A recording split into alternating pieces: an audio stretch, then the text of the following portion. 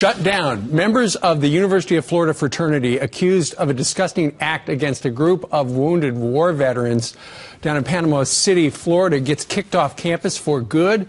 The University of Florida chapter of Zeta Beta Tau was already on probation for a hazing incident last fall. But this type of behavior is becoming more widespread. Earlier this week, Dartmouth shut down the Alpha Delta fraternity, which inspired the movie Animal House, apparently for branding their pledges, burning letters onto their skin. We were talking in the newsroom. Has Greek life gotten out of hand? It sounds like it. Katherine Timpf is a reporter for the National Review. Alexandra Robbins is the author of the new book called Pledged. Alexandra, you say we have reached a tipping point where it's time to figure out whether or not it's time to say so long to the Greek life. That's right. Greek life has spiraled dangerously out of control. We're at the point right now where fraternities and sororities need to reform or risk losing their charters. At least 14 Greeks have died because of hazing or pledging activities since 2010 alone. That just can't continue. I feel the same way.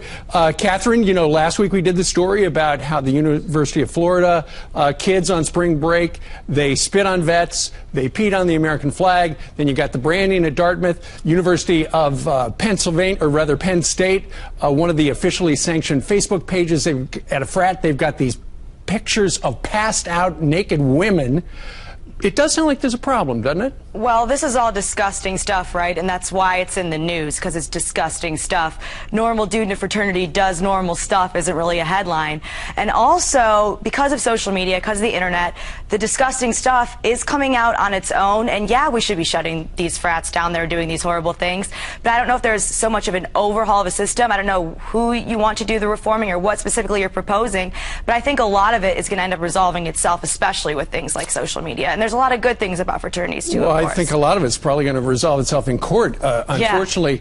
Yeah. Alexandra, I have talked to a number. My kids went through college. A couple, you know, my son was in a fraternity, the kind that doesn't have the house, a social fraternity. But I've talked to a number of college presidents who have said, you know, we think that the Greek life probably has run its course. Unfortunately, it's got some supporters. And the supporters are the parents who went to a fraternity or sorority and they want their kids to carry on the legacy, or the donors. And so the college presidents they kind of have their hands tied because there's money coming in, and if they don't keep the Greek life, the money's going to stop. Kind of sounds like that's akin to bribery, if you ask me. I think Dartmouth is actually doing the right thing here. They're overhauling the system, they're setting safe, fair rules, and they're eliminating the groups who won't comply. Katherine, I'm going to give you the final word on this. Yeah, Dartmouth has got a horrible idea in general with all of its new policies. It's banning liquor from campus, right? Like, that's going to work. No one's going to drink liquor on campus. They're just going to hide things, and it's going to make it worse and more dangerous because they'll be doing it in secret instead of out in public. Generally, I don't know why we're deciding that regulations are always better. Not necessarily the case. And we don't need to solve everything from up top. These organizations are going to have to do it on their own in order to come better. People are dying. People are dying.